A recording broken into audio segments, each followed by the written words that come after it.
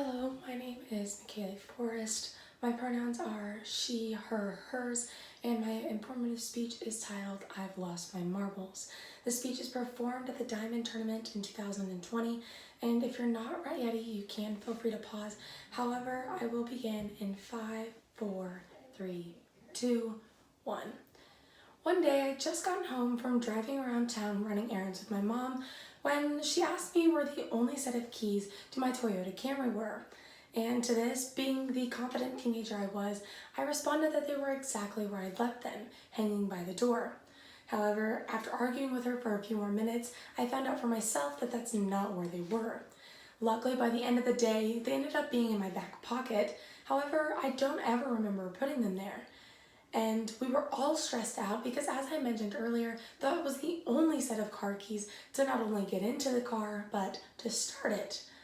And this stress and this type of situation is something people all over the world experience every single day. However, a lot of times it's more serious than just routine forgetfulness. And at times, these people may feel like they've lost their marbles. And this is what we can call the diagnosis Alzheimer's. Alzheimer's is a horrific disease that, as of now, a cure is just one marble that's unable to be found.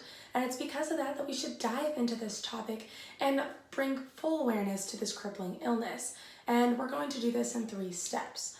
The first, we're going to analyze the key concepts of Alzheimer's, the general size and shape of our marbles. Second, we're going to begin to look at the uniqueness of this condition. And third and finally, we're going to find those long lost marbles, and we're going to be able to look back and understand what it's like for not only someone who has Alzheimer's, but for their relatives as well. So with that, we're going to move back into the first point, talking about those key concepts. Now, you first have to ask the question, what is Alzheimer's? And this is very well examined by the National Institute of Aging in 2019. They say that Alzheimer's is a progressive, irreversible brain disorder that causes loss in memory, loss in thinking skills, and the inability to do the simplest tasks. Now with that, we also have to discover the root of this disease.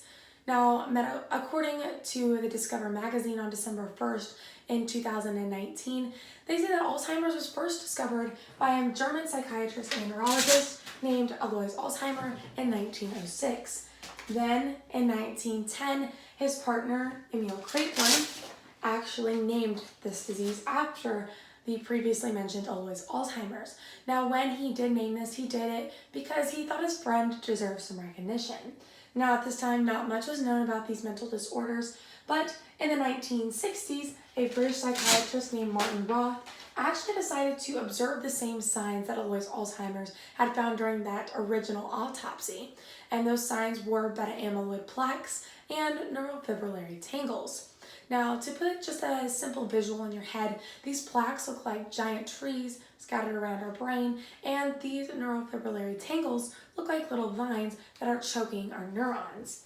Now, in the 1970s, 10 years later, American neurologist Robert Katzman actually decided to team up with Martin Roth, and together they decided that the age classification had got to be done away with.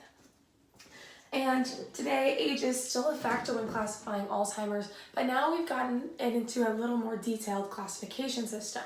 And this is broken again into 3 steps.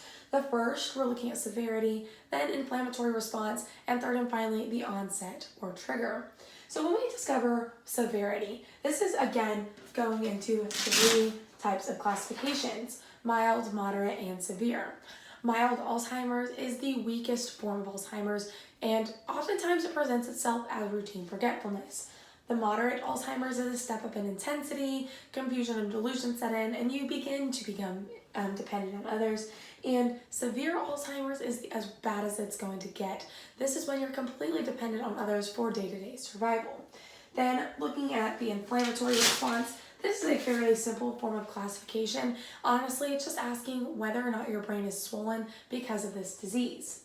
Now, looking into that third and final set of classifications, it's called the onset and trigger. Now, when we talk about onset, this is again split into 3 smaller categories. when you look at early onset Alzheimer's, this is where it happens before the age of 65. The genetic trigger presents itself as a defect in chromosome 14, and it's the rarest form of this disease. However, when you look at late onset Alzheimer's, this is the exact opposite. It sets in after the age of 65, there's no genetic trigger, and it's the most common form of the Alzheimer's disease. And then you look at familial Alzheimer's. Now, familial Alzheimer's is technically the middle ground. Familial Alzheimer's is essentially where it's passed down from family member to family member. And again, it's in that middle ground, so it's not super rare, not super common. However, it's very easy to diagnose if you know what you're looking for. You can send in your genes, get some genome mapping done, and they can find out these specific genetic patterns, and you can be prepared very much ahead of time. However, there is another thing that we need to look at, and that's when we talk about our second point, the uniqueness of this condition. So now we've discovered the general size and shape of our marbles. Now we have to begin the search. Now, within your brain with Alzheimer's, essentially you're being choked. Your brain is being choked by those beta amyloid plaques and those neurofibrillary tangles. They are choking out your neurons, they're killing communication and healthy brain tissue. Now, this kills communication is what separates a healthy brain from an Alzheimer's infected brain. And because of that killed communication, we experience brain atrophy or brain shrinkage.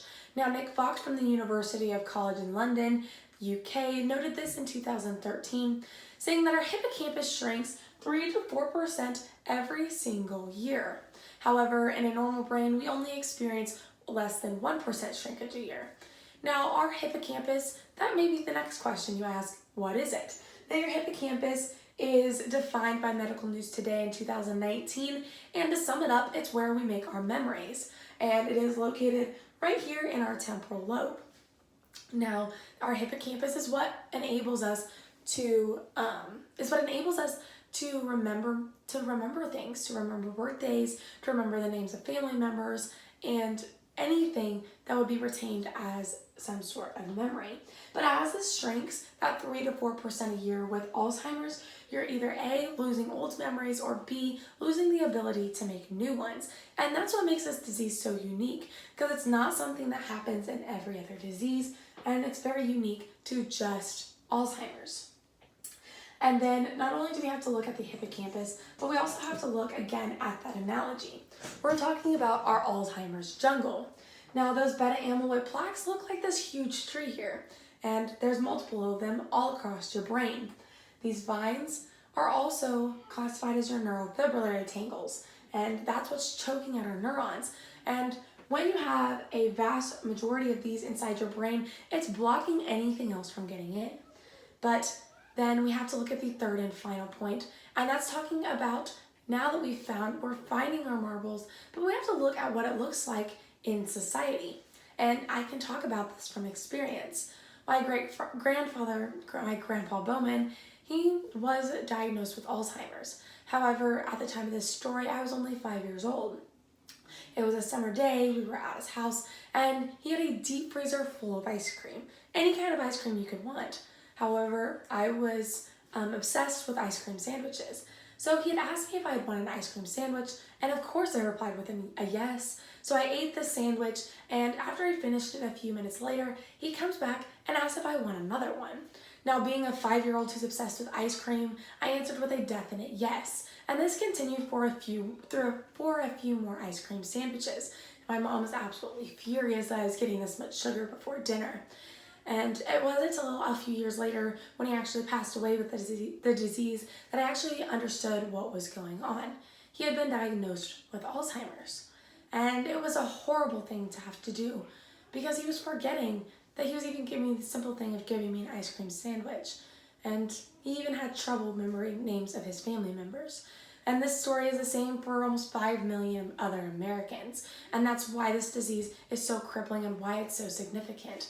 But up to this day, there's only a few there's only a few different things that have been discovered to help this. The FDA has approved 2 different drugs, the cholinesterase inhibitors and memantine. Both of these drugs are basically just to treat symptoms and side effects of this disease. They don't really do much to help it. They're basically just to slow down the disease and to try to increase communication. However, the more severe this disease gets, the less effective this drug is, and it gets to the point where it's much simpler just to allow your family member to go off the drugs and to make them as comfortable as possible. So with that, we can again examine our marbles. We've found our marbles at this point, but I hope you understand now how serious Alzheimer's is and what it looks like when somebody's overtaken by that Alzheimer's jungle. So at the end of the day, we can conclude that we do need to bring awareness to this crippling illness, and we do need to find cures. We need to find not only the marbles of these people, but we need to find the marbles from these cures. Thank you.